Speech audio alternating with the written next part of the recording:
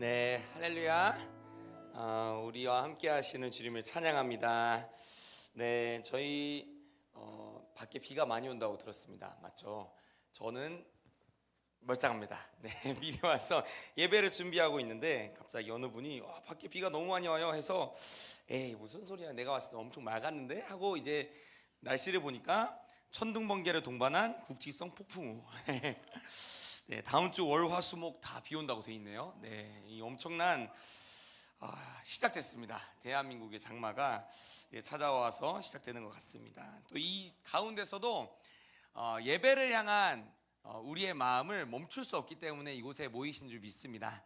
우리가 주님을 예배하기 원해서 또 주님의 말씀을 듣고 주님 나라를 위해 달려가기 원해서 이 자리 가운데 모든 분들이 모이신 줄 믿습니다. 우리 좌우에 계신 분들에게 함께 고백하겠습니다. 하나님께서 당신의 예배를 기뻐하십니다. 주님께서 우리의 기도를 원하시고 계십니다. 네, 요즘 막 기도하시면 막 느껴지시죠? 주님이 내 기도를 듣고 계시는구나. 네, 할렐루야. 네, 주님이 우리의 기도를 듣고 계십니다. 그리고 저희가 기도할 때마다 주님이 말씀하시는 것 같아요. 더 기도해라. 더 기도해라. 저도 이제 어제 도킹에서 막 기도하는데 주님이 그런 마음을 주시더라고요. 그러니까 기도를 못하게 막는 어둠의 권세도 있지만 기도를 정말 더 하기 원하시는 주님의 간절함이 무엇인지를 좀 요즘 많이 느끼고 있는 것 같습니다. 그래서 열방의 많은 민족들이 정말 신음하고 있습니다. 역사 이래로 이렇게 많은 민족이 이렇게 많은 일들이 일어나면서 막 정말 아무도 예측할 수 없는 일들이 1년 안에 근 5년 안에 계속 일어났어요. 우크라이나 전쟁부터 시작해서 막 일들이 뻥뻥 터지는 거죠. 뻥뻥 터지는데 주님이 정말 이 그리스도인들, 정말 믿는 자들에게 기도하기 원하시는 때를 보여주시는 것 같습니다. 그래서 지금은 기도하기 마땅한 때고 저희가 골방에 있을 때마다 주님 앞에 무릎을 꿇어야 될 때인 거죠. 다른 것 할 때가 아니라 내가 어떤 생각과 마음을 가질 때가 아니라 정말 뉴스에 나오고 있는 민족과 열방을 위해 기도해야 될 때인 줄 믿습니다. 그래서 그 기도를 응답하시고 또 주님이 신실하게 역사하시지 않습니까? 저는 저희 공동체뿐만 아니라 모든 세계교회가 함께 기도했다고 생각하는데 저희가 이제 18일 동안 이스라엘과 또 이란을 위해 기도했습니다. 기도하면서 열심히 기도했죠. 열심히 기도하면서 주님 문을 열어주시고 이 민족에 정말 복음이 증거되어야 됩니다 외치면서 기도하는데 어떻게 됐습니까? 말도 안 되는 일들이 기적적으로 일어나는 것들. 그래서 주님이 정말 기도를 원하시는 것 같아요. 이 민족들을 향한. 그래서 디플리 워십과 또 각자의 계신 곳에서 민족과 열방을 향한 기도가 끊이지 않고 오히려 더 기도하고 싶어서 모이는 그런 공동체와 그런 우리가 되기를 축복합니다. 네, 저희 함께 말씀 읽었으면 좋겠습니다. 고린도전서 1장 18절부터 25절 말씀입니다. 네, 저 한 절, 여러분 한 절 돌아가면서 교독하도록 하겠습니다. 십자가의 도가 멸망하는 자들에게는 미련한 것이요 구원을 받는 우리에게는 하나님의 능력이라.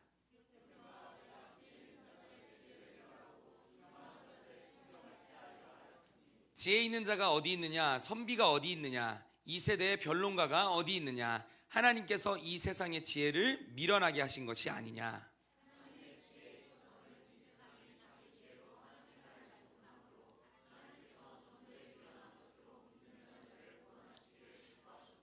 유대인은 표적을 구하고 헬라인은 지혜를 찾으나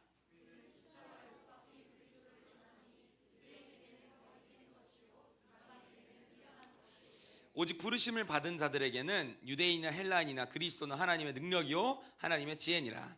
하나님의 어리석음이 사람보다 지혜롭고 하나님의 약하심이 사람보다 강하니라. 아멘. 네, 저희 사람들은 각자의 역할이 있습니다. 세상에서도 사람의 역할이 있는 거죠. 어떤 직장에 가면 직책이 있고 직무가 있고 학교에 가도 반장, 부반장 이런 게 있잖아요. 사람마다 역할이 다 있습니다. 그리고 그 역할을 맞게 살아가고 있죠. 그래서 우리는 그 역할에 따라서 사람마다 다 다른 거예요.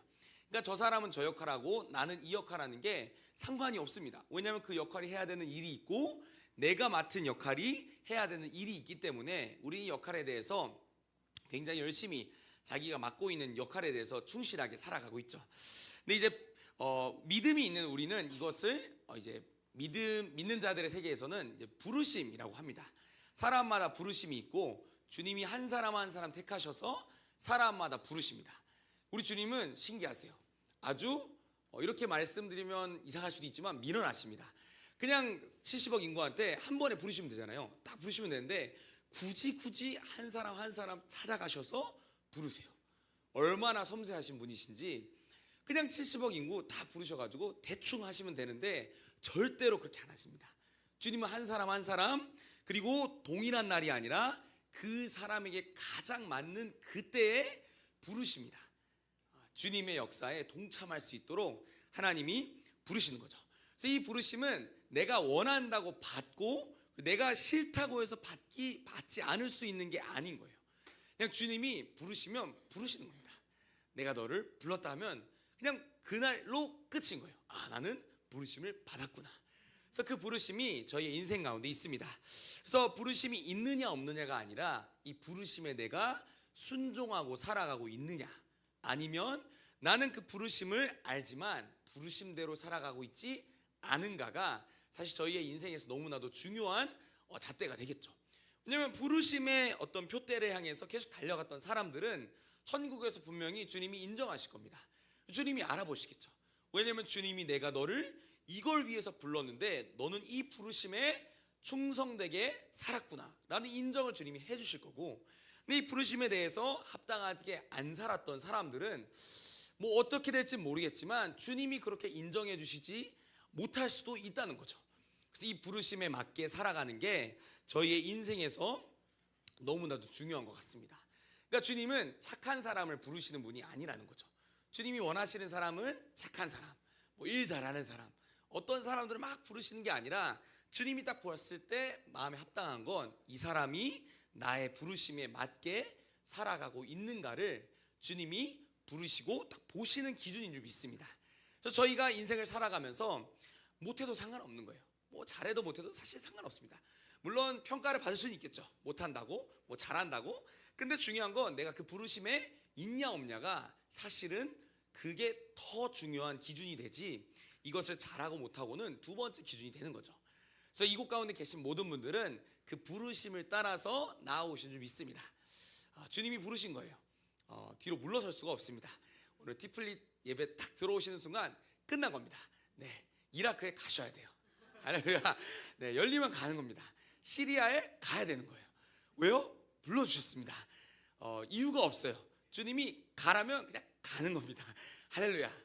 저는 비행기표도 없고 돈도 없고 상관없습니다. 주님이 태워주실 거예요. 비행기를 태워주시고 또 비행기 타서 모든 열방에 주님 원하시는 곳곳마다 우리를 다 보내시고 내려주시고 또 주님이 원하시는 곳에 가서 복음을 증거케 하실 줄 믿습니다.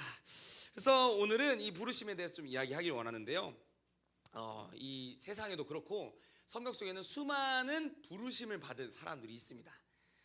뭐 많은 사람들이 있죠. 성경에 뭐 선지자도 있고 뭐 예언 뭐 많이 있는데 성경에서 가장 닮고 싶은 사람 있어요? 동우는? 바울. 오, 승찬이는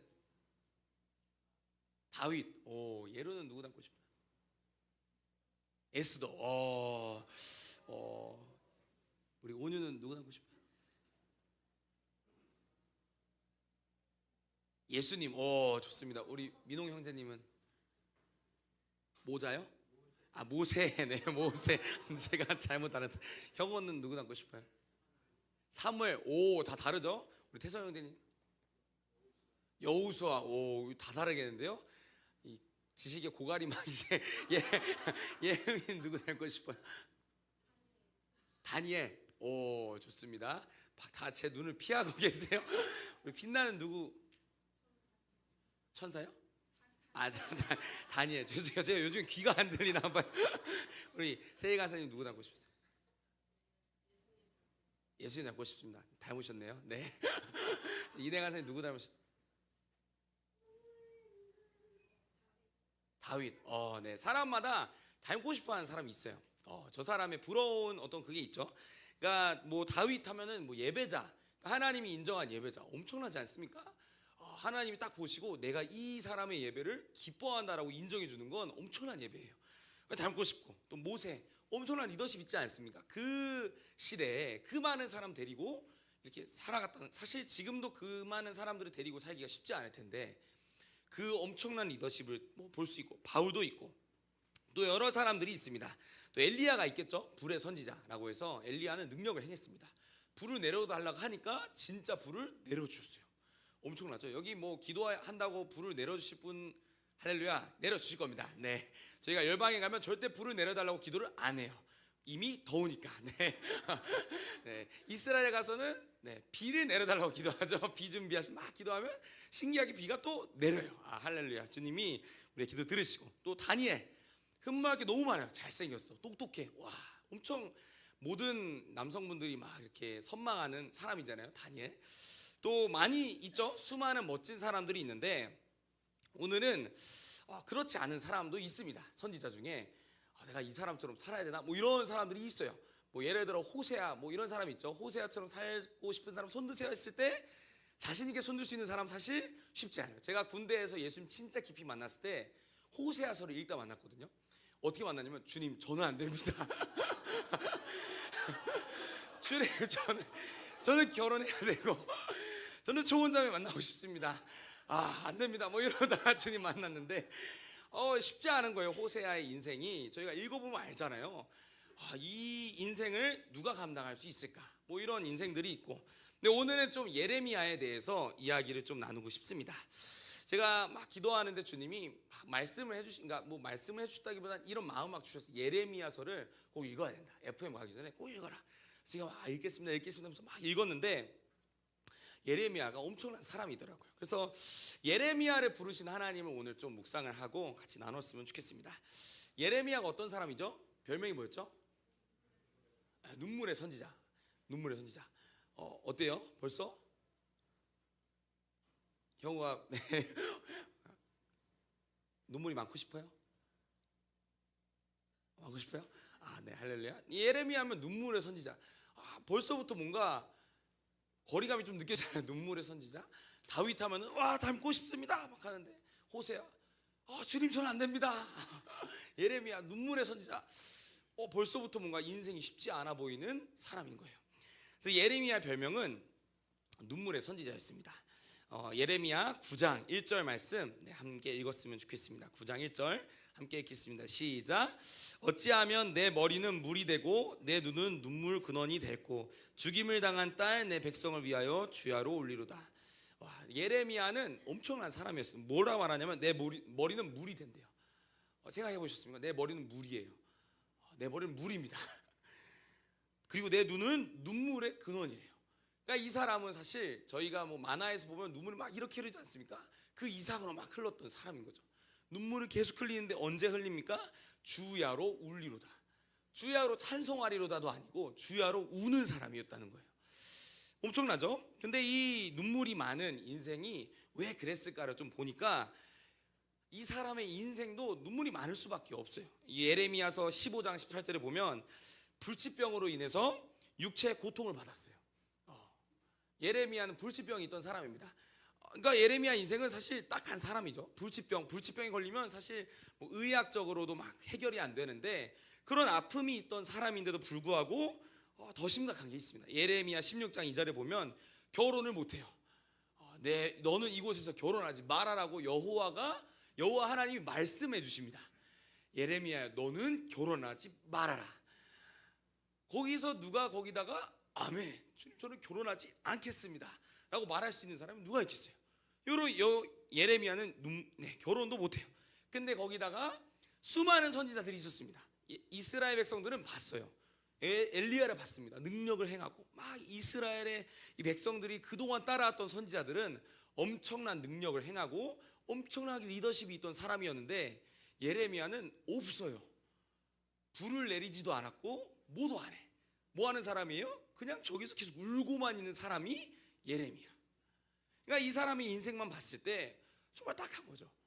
이 사람의 인생을 봤는데 부르심을 입었는데 뭐로 부르심 입었습니까? 너는 눈물을 흘려라. 그 사람 눈물을 흘리는 거예요. 엘리야는 막 불을 떨어뜨려 그러면 불을 막 떨어뜨리고 막 어떤 선지자들 어떤 사람들은 예배하면 주님 엄청 기뻐하시는데 예레미야의 역할은 뭐였습니까? 눈물을 흘리는 사람이었습니다. 그러니까 주님이 예레미야를 너는 눈물을 흘려라라고 말씀을 하신 거죠. 그의 부르심이 뭐가 있습니까? 미움받는 예언만 하기. 그의 특기. 내가 말하면 사람들이 나를 다 싫어해. 엄청나죠? 이것도 엄청난 은사라고 볼 수 있는데, 내가 말하는 순간 모든 사람들이 나를 싫어해. 내가 말하는 순간 어떻게 됩니까? 모든 사람들이 나를 욕해. 이 삶을 감당했던 사람이 예레미야였다는 거예요.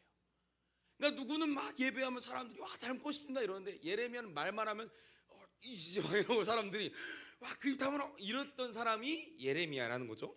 그러니까 예레미야가 뭐라고 예언합니까? 제가 예레미야를 막 읽는데, 오늘 아침 막 일어나서 읽는데 마음이 너무 답답한 거예요. 말하는 말마다 이스라엘 백성 싫은데? 안 할 건데? 막 이런 뉘앙스. 그러니까 그가 뭐라 말합니까? 바벨론의 포로가 될 거다. 그래서 항복해야 산다 라고 말하고 있어요. 엄청나죠? 제가 이 자리에서 대한민국은 포로가 될 겁니다. 정부가 바뀌었기 때문에 포로가 될 거예요. 막 항복해야 삽니다. 이렇게 얘기하는 순간 어떻게 되겠습니까? 끝장나는 거예요. 근데 그런 말을 했던 사람이 예레미야. 근데 그 당시에 예레미야 당시에 수많은 선지자가 있었는데, 어떤 사람들입니까? 거짓 선지자들. 하나님이 나한테 말씀하셨습니다. 뭐라 말씀하십니까? 평안하라. 하나님이 저에게 말씀하셨어요. 뭐라 말씀하십니까? 너네 나라가 잘 될 거야. 내가 너의 예배를 기뻐해. 이런 사람들이 아무리 들어도 좋은 소리만 하는 거짓 선지자들이 판을 치고 있었던 때에 나라는 어떻게 돼가고 있었습니까? 망하고 있었어요. 이스라엘 백성은 음란을 행하고 있었고, 이스라엘 백성은 하나님을 버리고 막 살고 있는데, 거짓 선지자들 뭐라 말합니까? 다 야 괜찮아, 하나님이 우리를 사랑하신다, 하나님이 우리를 택하셨다, 주님 우리 절대 버리지 않으실 거야라고 주님이 말씀하고 막 이렇게 말하고 있는 거짓 선지자들이 엄청 많은 거죠. 근데 예레미야 뭐라 말합니까? 야 바벨론한테 포로가 될 거야, 우리나라 망할 거야, 그리고 우리나라 잡혀갈 건데 항복해야 살 거야. 그러니까 이스라엘 이 민족 입장에서는 예레미야는 완전 매국노였던 거예요. 완전 매국노, 나라 팔아먹는 사람. 근데 예레미야는 이 말을 하고 싶었을까요? 내가 말만 하면 욕먹어, 내가 말만 하면 사람들이 싫어해, 내가 입만 열면 사람들이 욕하고, 내가 입만 열면 민족에 있는 모든 사람들이 다 들고 일어나서 내 말을 안 들어. 그러니까 사실 예레미야도 이걸 정말 어떻게 이걸 감당했을까, 이런 것들을 보게 되는 거죠. 근데 이런 모든 상황 가운데서 예레미야 뭘 합니까? 너네 하나님께 안 돌아오면 망한다. 야 우리나라 망해, 너네 진짜 하나님께 돌아와야 되라고 아무리 외쳐도 이미 그들은 눈이 멀었고, 이미 그들의 마음은 다쳤고, 이미 그들의 목은 굳어서 어떻게 합니까? 절대로 말을 안 들어요. 절대로 말해. 그래서 제가 막 궁금했어요. 진짜 얘네 너무한 거 아니야? 사실 하나님이 선택한 민족이잖아요. 역사를 봤어요. 구구절절 다 전승돼서 내려왔잖아요. 우리 하나님이 어떤 하나님이신가, 그러니까 다 들었을 거예요. 그걸 다 알았을 거란 말이죠. 그래서 백성들이 왜 안 돌아왔을까 막 곰곰이 생각해 보다가, 하나님이 이들한테 요구한 게 너무 힘들었나? 라는 생각을 했는데, 말씀 한 구절 좀 읽겠습니다. 네, 저희 예레미야 17장 5절에서 10절 말씀 돌아가면서 읽겠습니다. 네, 여호와께서 이와 같이 말씀하시니라. 무릇 사람을 믿으며 육신으로 그의 힘을 삼고 마음이 여호와에게서 떠난 그 사람은 저주를 받을 것이라.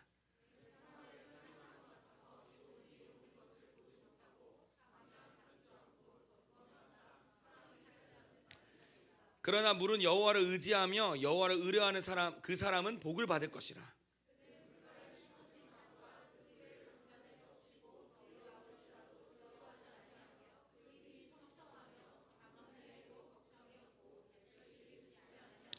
만물보다 거짓되고 심히 부패한 것은 마음이라. 누가 능히 이를 알리오마는 나 여호와는 심장을 살피며 폐부를 시험하고 각각 그의 행위와 그의 행실대로 보응하나니. 아멘. 예레미야가 말씀을 대언한 건 딱 한 가지예요. 뭘 말합니까? 여호와를 의지해라, 여호와를 의뢰해라. 맞는 말밖에 안 했어요. 그러니까 하나님이 이들한테 요구했던 건, 너네 사람을 의지하지 말아라. 너 무릇 사람을 믿으며 육신으로 그의 힘을 삼고 마음이 여호와께서 떠나면 어떻게 된다? 저주받는다. 누가 봐도 이스라엘 백성들이 동의할 수밖에 없는 말들을 했어요. 근데도 불구하고 이스라엘 백성 어떻게 합니까? 안 듣는 겁니다. 이미 그들은 하나님의 이 마음의 중심이 하나님으로부터 떠난 거죠. 자기 삶을 살기 원했고, 자기 인생을 살기 원했고, 하나님의 부르심, 하나님의 택하심이 아니라 내가 원하는 것을 위해 살았던 사람들이 이 백성들이었습니다. 뒤에 보면 이제 17장 19절에서 27절 함께 돌아가면서 읽겠습니다. 여호와께서 내게 이와 같이 말씀하시되 너는 가서 유다 왕들이 출입하는 평민의 문과 예루살렘 모든 문에 서서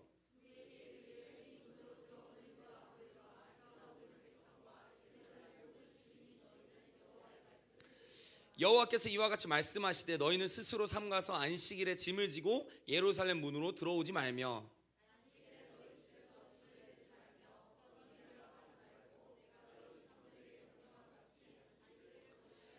그들은 순종하지 아니하며 귀를 기울이지 아니하며 그 목을 곧게 하여 듣지 아니하며 교훈을 받지 아니하였느니라.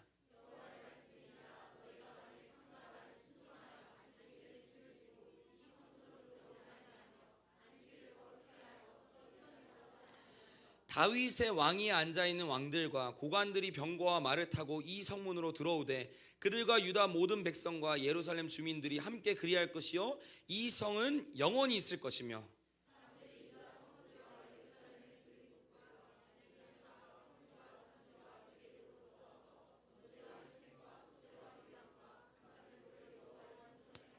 함께 읽겠습니다. 그러나 만일 너희가 나를 순종하지 아니하고 안식일을 거룩되게 아니하여 안식일에 짐을 지고 예루살렘 문으로 들어오면 내가 성문에 불을 놓아 예루살렘 궁전을 삼키게 하리니 그 불이 꺼지지 아니하리라 하셨다 할지니라 하시니라. 아멘. 주님이 뭘 요구하십니까? 안식일을 지켜라. 안식일에 제발 뭘 말하십니까? 안식일에 제발 문 앞에 서서 말하라는 거예요. 모든 사람 말해. 뭐라고? 안식일에 제발 너네는 짐 들고 들어오지 마. 제발 안식일을 지켜. 그러니까 7일 중에 하루를 지켜라라고 말씀하시고 계신 거예요. 그냥 진짜 주님의 백성이라면 당연히 해야 되는 기본 중에 기본을 말씀하시는 겁니다. 이게 그들한테 어려웠을까요? 전혀 어려운 일이 아니었던 거죠. 어떤 율법과 규례를 주님이 제시했습니까? 주님이 이들한테 내민 게 십계명도 아니고 딱 한마디 하신 거예요. 안식일을 지켜라. 너네 안식일 지켜. 안식일 지키는데 제발 좀 이 문 들어올 때 다른 거 안식일에 아무것도 하지 마. 그냥 안식일 지켜. 왜죠? 안식일을 지키는 게 무슨 의미입니까? 내가 하나님을 인정합니다. 내가 하나님 인정하고 내가 하나님의 뜻대로 살기를 원합니다라고 하는 하나님과의 어떤 친밀함의 증거인데 백성들이 왜 이걸 안 지킵니까? 그렇게 살기 싫다라는 거예요. 안식일에조차 돈을 벌어야 살 수 있다라는 거죠. 안식일에조차 쉬지 않고 돈을 벌어야 내가 이 땅에서 잘 먹고 잘 살 수 있다라고 마음을 먹고 살았던 게 이 백성들의 마음가짐이었습니다.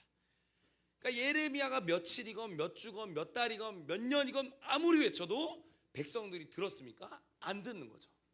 주님이 요구하신 게 엄청난 게 아니에요. 주님이 백성들한테 요구하신 게 말도 안 되는 지키지 못할 거를 요구한 게 아니라는 겁니다. 그냥 주님의 백성으로서 가장 기본된 거, 주님과 약속하면서 가장 기본된 거를 주님은 요구하셨는데 백성들 어떻게 합니까? 안 듣는다는 거예요. 주님이 약속하시는 거예요. 뭐라 약속하십니까? 26절에 야 너네 약속 지키고 하면은 어떻게 됩니까? 25절에 보니까 이 성은 영원히 있을 거다. 너네 안 망할 거야. 너네 이 약속만 지키면 너네 안식일만 이제부터 지켜가지고 나랑 진짜 화해하고 나랑 진짜 회복이 되면은 너네 안 망할 수 있어 라고 주님이 약속해 주셨는데도 불구하고 이들은 뭐라 말합니까? 거짓 선지자들의 말에 속아서 주님이 평안하다 말씀하십니다. 안식일에 죄를 범해도 주님이 우리를 사랑하시기 때문에 괜찮다 말씀하십니다. 다 이러고 있는 거예요. 다 거짓 선지자들의 말에 속아가지고 모든 백성들 목이 곧아서 그렇게 살아가고 있던 게 이 시대의 백성들이었습니다. 그러니까 예레미야는 죽겠는 거죠. 눈물이 안 나올 수가 없는 겁니다. 주님이 요구하신 게 대단했습니까? 주님이 요구하신 게 엄청난 거예요? 주님이 요구하신 게 그렇게 지키지 못할 만한 겁니까? 아니에요. 주님이 요구하신 거에 순종만 하면은 이 성은 망하지 않는데 다 백성들 어떻게 하고 있습니까? 다 자기 멋대로 다 다 거짓 선지자들의 거짓말에 깨어가지고 하나님의 부르심과 하나님의 미션, 또 하나님께서 말씀하신 것을 전혀 기억하지 못하고 살아가고 있던 게 이 사람들의 모습이었습니다. 하나님을 몰랐습니까? 아닙니다. 하나님을 알았어요. 그분의 역사를 알았습니다. 그리고 그분이 어떤 분이신지도 알았던 사람들이 어떻게 합니까? 결국은 순종하지 않는 모습들을 예레미야는 보게 되는 거예요. 그러니까 매일매일이 예레미야의 인생은 도전이었던 겁니다. 말해도 안 들어. 막 예언을 막 가지고서 말해도 안 듣는 거예요. 근데 어떻습니까? 자기의 인생도 힘들어 죽겠는데 내가 대언자로서 하나님의 말씀을 전하는데 이것도 안 풀려. 이 엄청난 하나님의 부르심을 예레미야가 감당했다는 겁니다. 그래서 이 모든 상황을 예레미야는 순종하면서 한 게 이거밖에 없는 거예요. 눈물 흘리는 거. 아, 주님, 답이 없습니다. 주님, 백성은 도대체 안 됩니다. 근데 이게 예레미야의 마음이었을까요? 이들을 향한 하나님의 마음이었던 거죠. 그러니까 예레미야는 울 수밖에 없는 거예요. 아무리 말하고 아무리 뭐라 해도 아무리 쉬운 걸 갖다 줘도 절대로 순종하지 않으려고 하는 이 백성들을 보며 애통해하고 계신 하나님의 슬픔이 예레미야 가운데 있었습니다. 그래서 예레미야는 그래서 눈물을 흘린 거예요. 그래서 눈물을 흘리는데 어떻게 흘리니까 내 머리는 물이 되고 내 눈은 눈물의 근원이 됐고 죽임당한 딸 내 백성을 위하여 주야로 울리로다. 예레미야의 시선은 딱 한 가지밖에 없었습니다. 주님이 사랑하신 이 백성이 죽어가고 이 민족이 망하고 있는데 주님이 나에게 말씀하시고 부르신 자리가 어디입니까? 엘리야처럼 불이 떨어지는 자리가 아니에요. 반전의 역사가 일어나는 것도 아닙니다.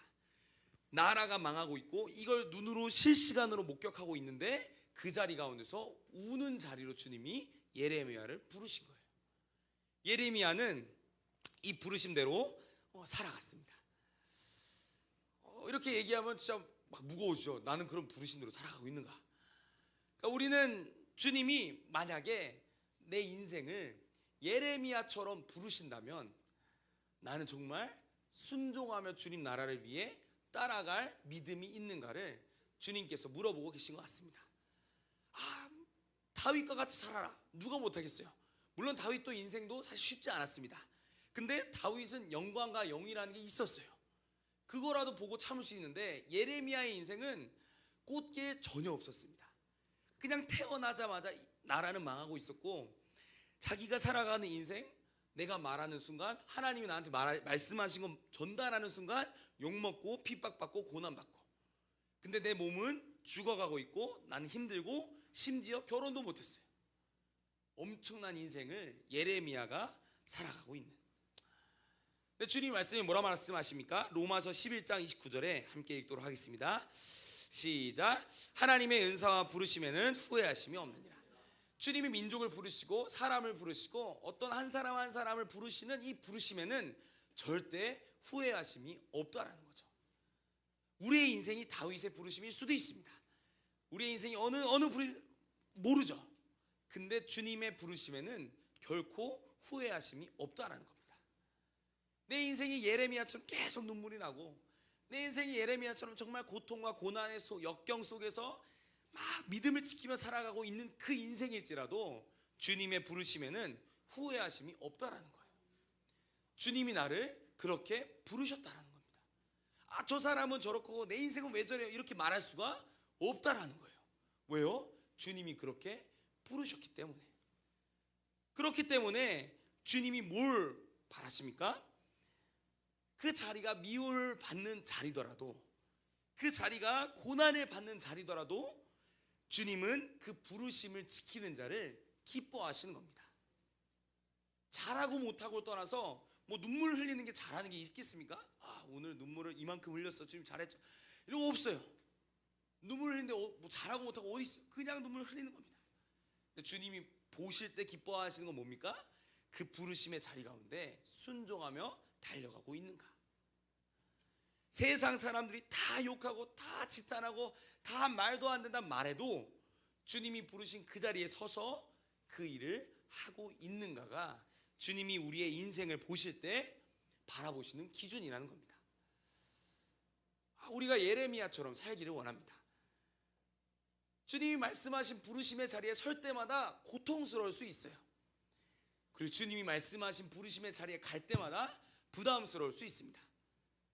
그리고 그 자리가 오히려 내가 억압받는 자리가 될 수도 있어요. 근데 중요한 건 그게 아니라는 겁니다. 주님이 나를 여기에 이 자리에 이렇게 부르셨다라는 게 부르심인 거고, 내가 행해야 되는 건 이 부르심에 순종하냐 순종하지 않냐, 주님이 이걸 보신다는 거죠. 주님께서 우리의 마음의 중심과 태도와 자세를 보시는 줄 믿습니다.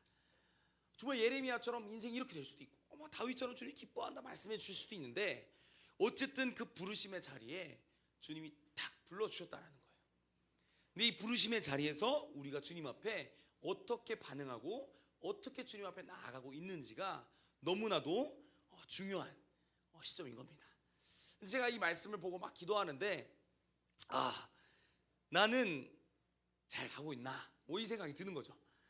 나는 부르심의 자리에 굳건히 서고 있나, 주님이 불러주신 간사의 자리에, 혹은 주님이 불러주신 가정의 자리가 될 수 있고, 주님이 불러주신 이 어떠한 자리에 정말 내가 부르심 앞에 서고 있는가를 점검해 보게 되더라고요. 부끄러운 부분도 있고, 아니면 주님 앞에 제가 자랑스럽게 말씀드릴 수 있는 부분도 있지만, 어쨌든 주님이 그렇게 보시고 계신 겁니다. 그리고 우리 한국교회가 생각이 납니다. 진짜 한국교회는 이 부르심 가운데 정말 올바르게 달려가고 있는가, 주님이 한국교회를 어떻게 부르셨지, 이런 궁금증이 드는 겁니다. 주님이 한국교회를 부르셨을 때 물론 단정할 수는 없겠지만, 한국교회 부르심이 뭡니까? 사실 모든 사람, 그리고 한국교회 부흥의 역사, 적어도 한국교회사를 한 번이라도 들어본 사람들은 한국교회 부르심 뭐라고 말할 수 있겠습니까? 선교밖에 없습니다. 이 나라, 이 민족은 주님이 택하여서 긍휼을 베풀어 주신 이유가 없어요. 사랑스러운 민족도 아닙니다. 처음부터 주님이 택한 민족도 아니에요. 이 민족은 그냥 이방인 중에 이방인이었는데, 주님이 왜 택하시고 주님이 이 나라를 왜 이렇게까지 높이 올리십니까? 답은 딱 하나라는 거죠. 우리 민족의 부르심은 선교 외에는 없습니다. 누구도 부인할 수 없고, 누구도 이것에서 벗어날 수가 없습니다. 그렇기 때문에 한국교회는 선교하지 않으면 죽는 교회가 될 수밖에 없는 거예요. 사실 교회는 선교하지 않으면 죽을 수밖에 없습니다. 왜냐하면 선교가 주님이 가장 기뻐하시는 뜻이기 때문에.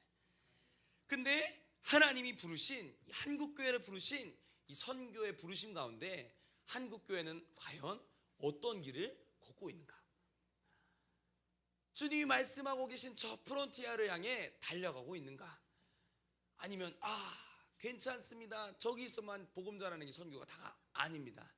여기서 다 하셔도 선교입니다. 미디어 선교, 모두 선교. 물론 그거 저희가 다 틀렸다고 말할 수는 없어요. 근데 저희가 성경에서 봤을 때 선교라는 단어는 진짜 분명하게 정리되잖아요.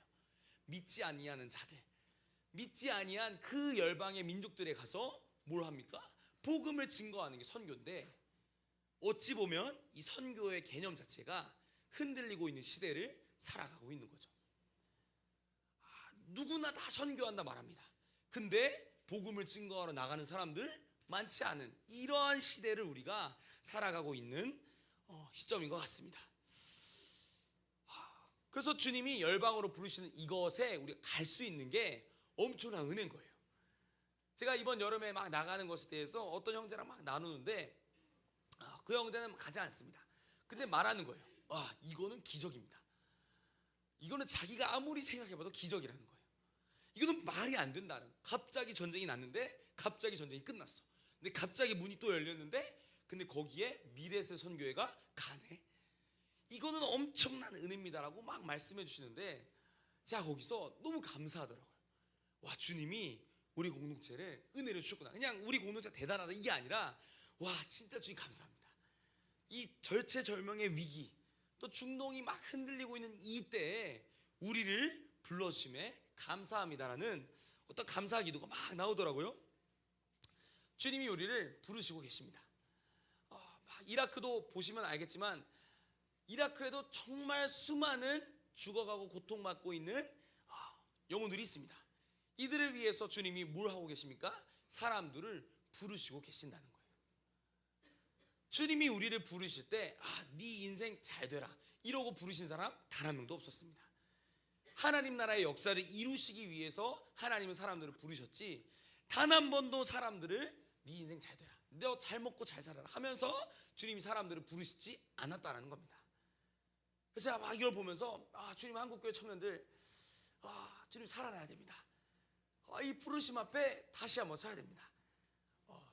단 한 명도 빠지면 안 됩니다. 정말 요즘 전도사들의 고민, 제 친구들 다 전도사고 강도사 지금 하고 있는데 고민이 그겁니다. 청년들이 없다. 그리고 막 자기 교회가 엄청 크다는 거예요. 몇천 명 다닌다는 겁니다. 야, 너네 중고등 몇 명이야? 100명 안 돼. 충격적인 소식, 충격의 충격인데 정말 주님이 이 작은 어떤 숫자를 가지고 여기서도 선교하겠다고 모이는 사람들은 정말 주님이 택하신 사람들이라는 겁니다. 우리가 거기 은혜에 속해 있고, 그리고 저희는 정말 이 은혜를 저희만 갖기 원하지 않는다는 거예요. 이 영광, 이 엄청난 영광을 우리만 얻고 싶지 않는다는 겁니다. 우리는 봐야 됩니다. 한국교회 청년들이 선교를 모르면 안 되는 겁니다. 한국교회 청년들이 한국교회 부르심 뭡니까? 모르겠는데요. 이러면 안 된다는 거예요. 그 누가 어떤 외국인이 와서 한국 크리스찬한테 딱 물어봤을 때 한국교회의 사명은 뭡니까? 우리의 사명이요? 타겟 2030입니다. 우리의 사명이요? 선교입니다. 열방을 향한 하나님의 부르심입니다라는 어떤 이런 멘트가 나와야 된다라는 거예요. 이게 주님의 한국교회를 향한 부르심인 줄 믿습니다. 이 부르심 가운데 저희가 함께 서기를 원해요. 그래서 저희가 막 계속 부르짖고 기도하는 이유가 다른 게 없습니다. 저희는 이 공동체가 커지는 걸 원하지도 않아요. 커지면 더 힘듭니다. 커지는 원하지 않아요. 근데 뭘 원합니까? 주님, 한국교회에 부흥을 주셔야 됩니다. 우리가 열방을 섬기고 싶습니다. 선교하고 싶습니다라는 이 간절한 마음이 주님의 부르심과 주님 부르심의 어떤 이 은혜들에 있다라는 거죠. 고린도전서 1장 26절부터 31절 말씀 함께 돌아가면서 읽겠습니다. 형제들아, 너희를 부르심을 보라. 육체를 따라 지혜로운 자가 많지 아니하며 능한 자가 많지 아니하며 문벌 좋은 자가 많지 아니하도다.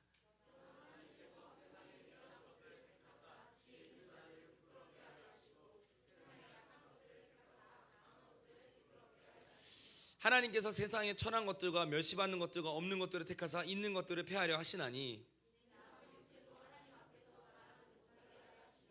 너희는 하나님으로부터 나서 그리스도 예수 안에 있고 예수는 하나님으로부터 나와서 우리에게 지혜와 의로움과 거룩함과 구원함이 되셨으니 기록된 바 자랑하는 자는 주 안에서 자랑하라 함과 같게 하려 함이라. 할렐루야. 말씀이 너무 위로되지 않습니까? 저는 이 말씀 볼 때마다 너무 위로 같아요. 왜죠? 너희의 부르심을 봐라. 뭘 봅니까? 육체를 따라 지혜로운 자가 많지 아니합니다.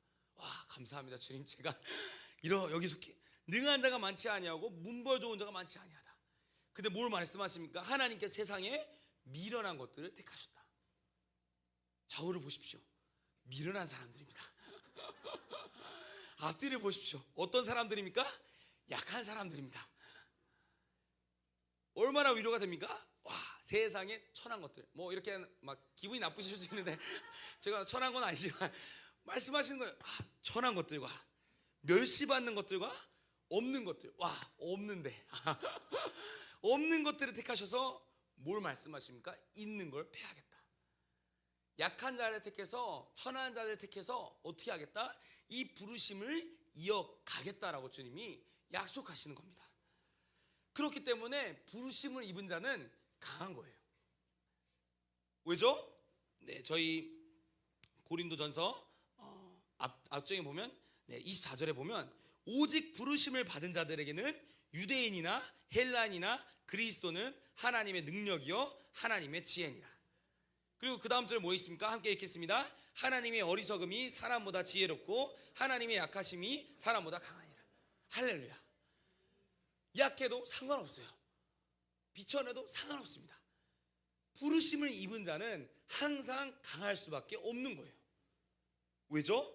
그리스도가 우리의 능력이 되기 때문입니다. 그리스도가 우리의 지혜가 되기 때문입니다.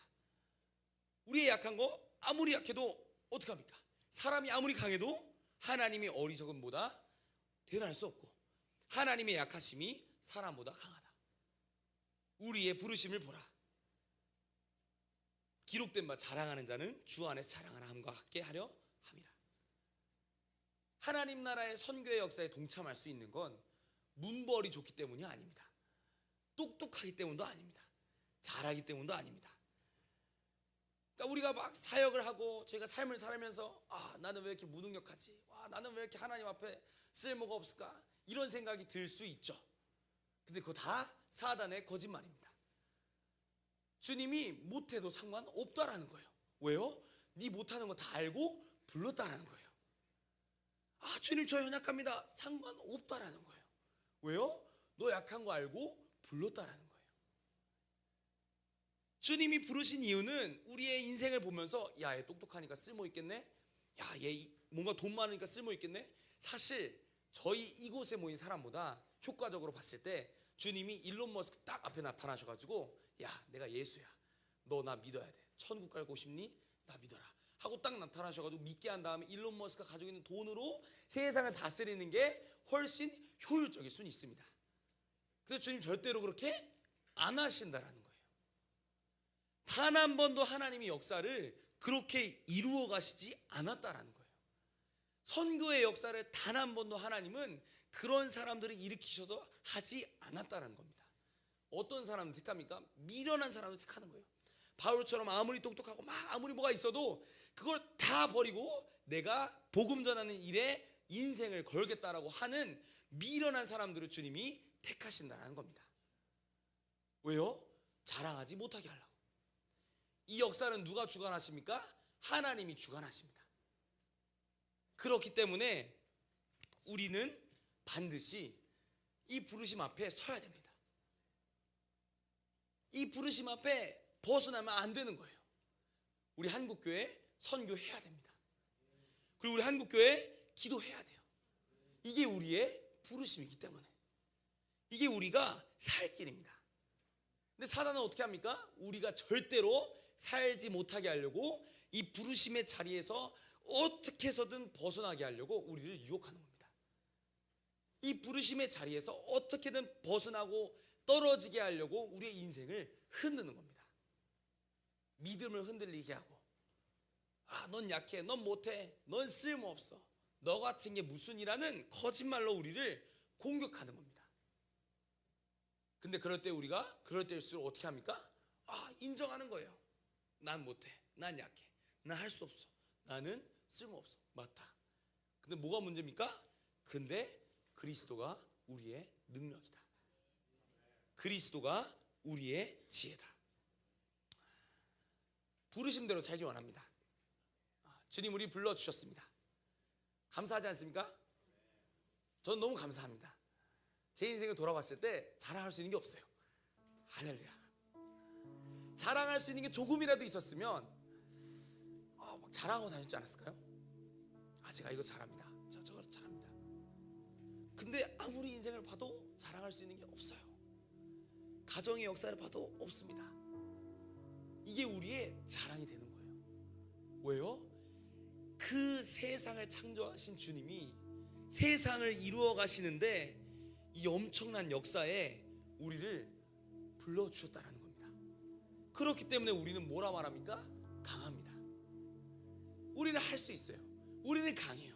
우리는 약하지 않습니다. 왜요? 주님이 우리를 불러주셨기 때문에. 근데 세상은 청년들한테 말합니다.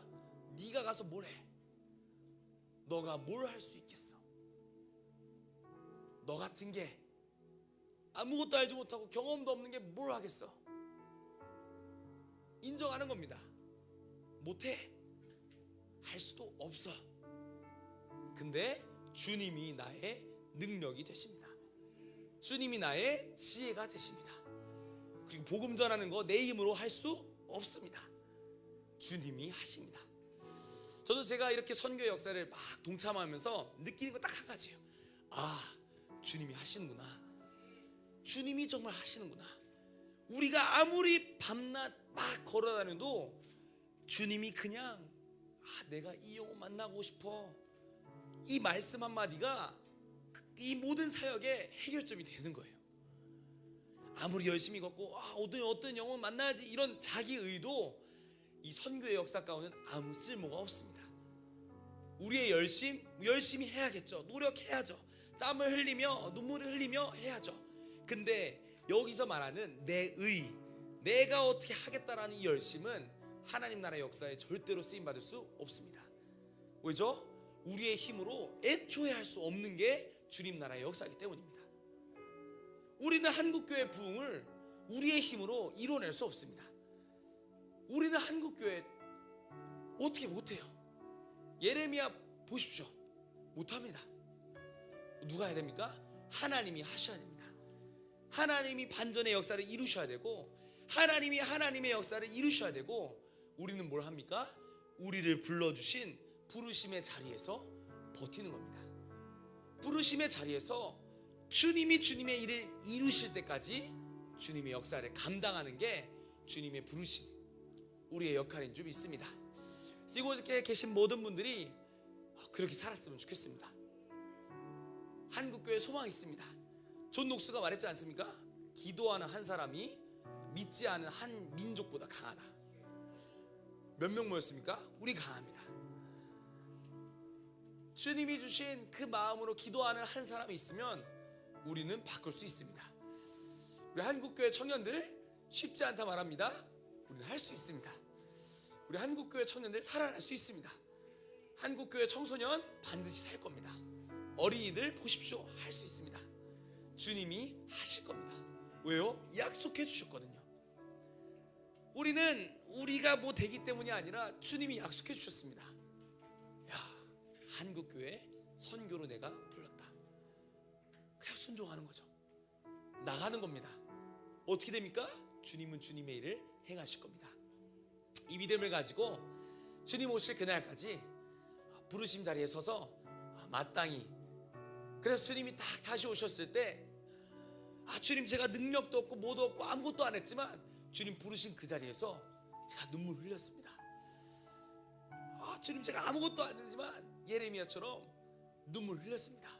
주님이 그래, 너가 부르심의 자리에서 충성을 다했다고 말씀해 주시는 그런 주님의 사람들이 되었으면 좋겠습니다.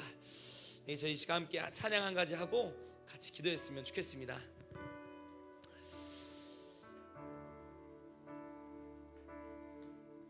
네, 함께 찬양하겠습니다.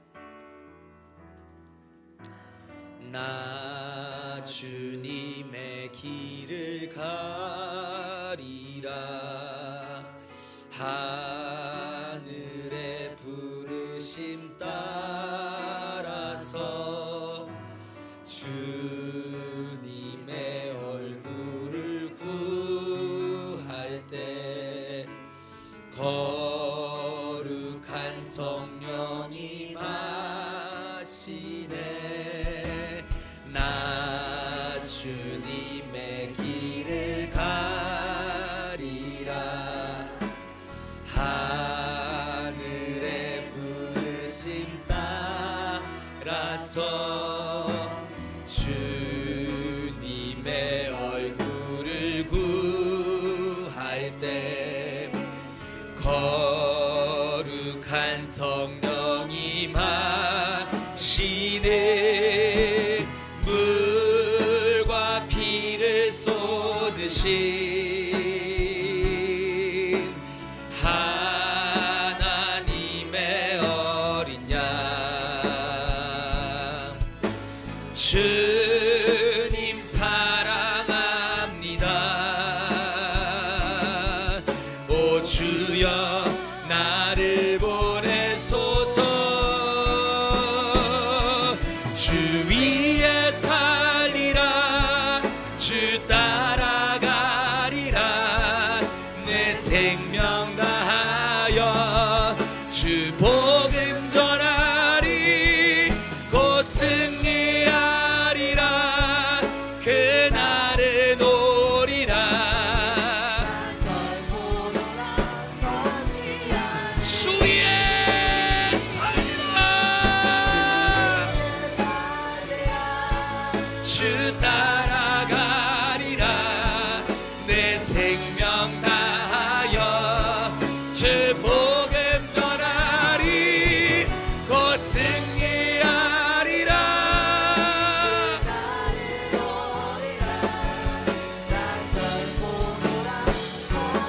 고백합니다. 나 주님의 길을 가리라. 나 주님의 길을 가리라. 하늘의 부르심 따라서 주님의 얼굴을 구할 때 거룩한 우리 한번 고백하겠습니다. 나 주님의 길을 가리라. 나 주님의 길을 가리라. 주님, 우리가 어디든지 주님을 따라가겠습니다.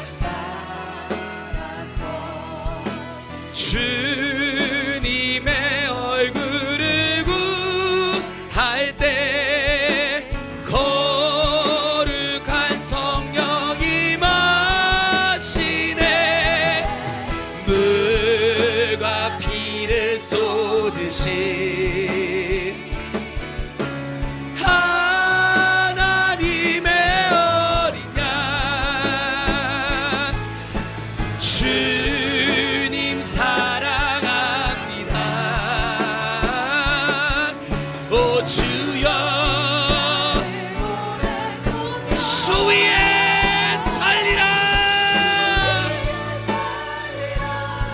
주 따라가리라. 내 생명 다하여 주 복음 전하리. 곧 승리하리라. 난 결코 돌아서지 주 위에 살리라.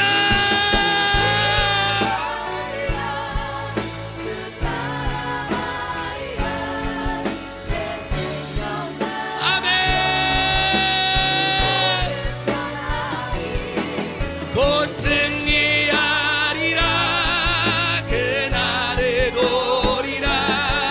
난 결코 돌아 물과 피를 쏟으신 물과 피를 쏟으신 하나님의 어린 양 주님 사랑합니다. 오 주여 물과 피를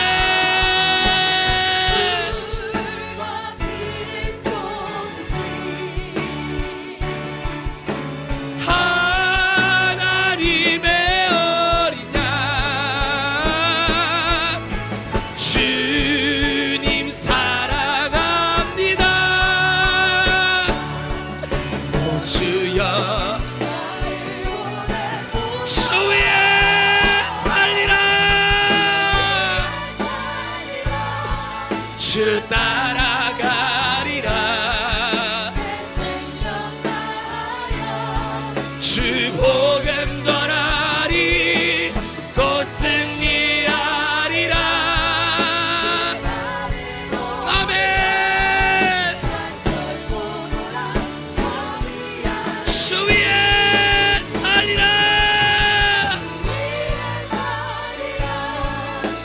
따라가리라. 내 생명 다하여 곧 승리하리라.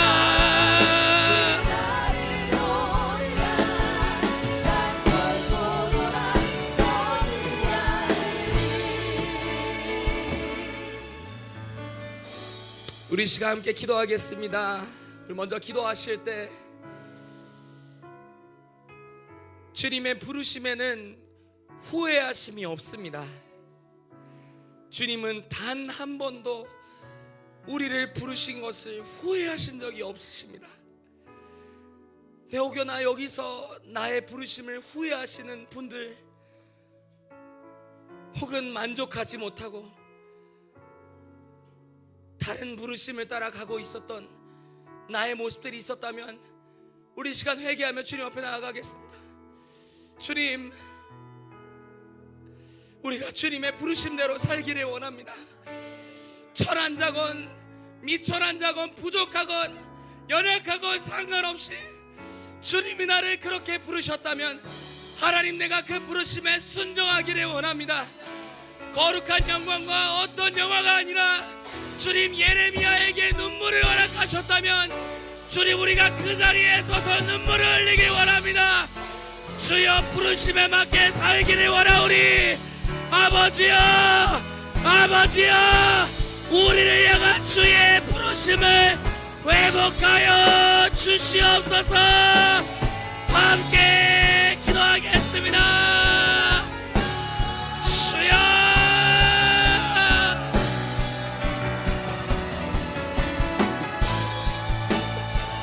주여,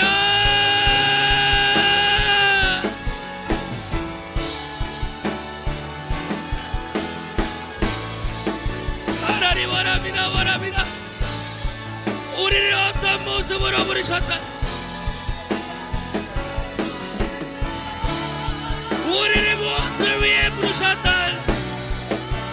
주여, 우리가 순종하며 달려가기 원하오니 아버지여, 우리를 사용하여 주시옵소서.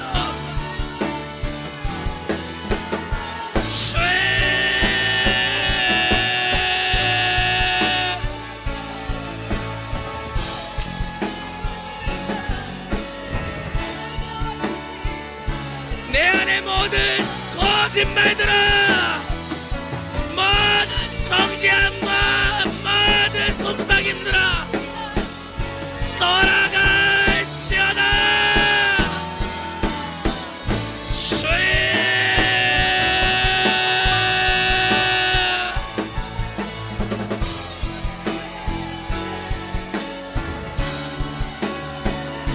주여, 주여,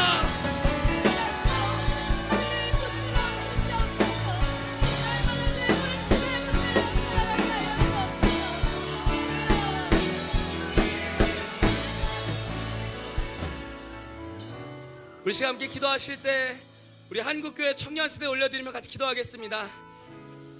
하나님, 우리 청년들은 강합니다. 하나님, 우리가 세상을 이길 것입니다. 주님, 우리 한국교회 청년들 세상의 거짓말에 속지 않게 하여 주십시오. 더 이상의 어떠한 정죄도, 더 이상의 어떠한 평가도, 더 이상의 어떠한 연약함도 이들을 주장하지 못하게 하여 주십시오. 하나님, 우리는 선교를 위해 부르심 받았습니다. 주여, 우리를 불러주셨사오니 나는 강하다 말하며 일어나게 하여 주옵소서. 모든 연약감 떨쳐버리고 믿음으로 일어나게 하여 주시옵소서. 한국교회 청년들이여, 부르심 앞에 굳게 일어설지어다. 함께 기도하겠습니다. 주여,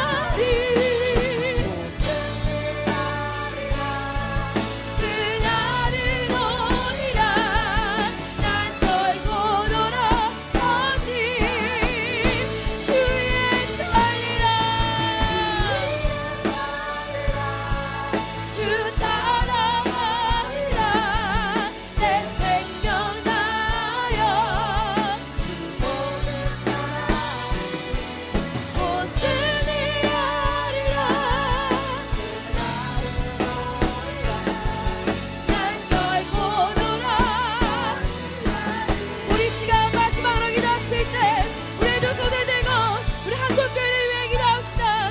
주의 한국교회 선교의 부르심을 끝까지 붙잡게 하여 주옵소서. 그 어떠한 어려움과 고난이 오더라도 모든 민족을 섬기는 선교의 부르심을 놓지 않는 민족 되게 하여 주옵소서. 한국교회 선교부이 다시 한번 일어나게 하여 주옵소서. 함께 기도합시다.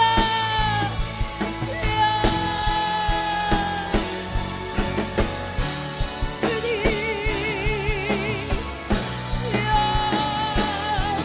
모든 민족을 섬기며 죄오심을 예배하는 거룩한 한국교회 되게 하여 주십시오. 모든 민족을 섬기게 하여 주옵소서. 선교의 부르심을 놓지 않게 하여 주옵소서.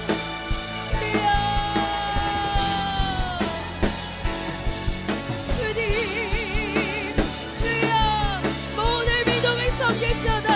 한국교회여 일어나 복음의 빛을 발하라. 모든 민족 가운데 전진하며 나아가라.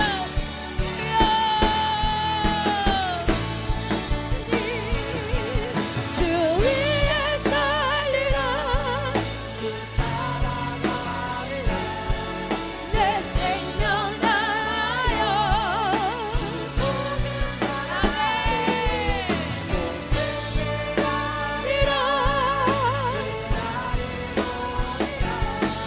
난 결코 돌아서지. 난 결코 돌아서지.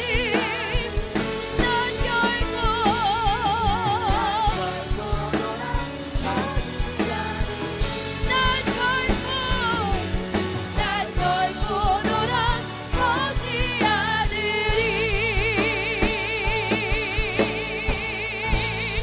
할렐루야. 아멘. 주님, 그렇습니다.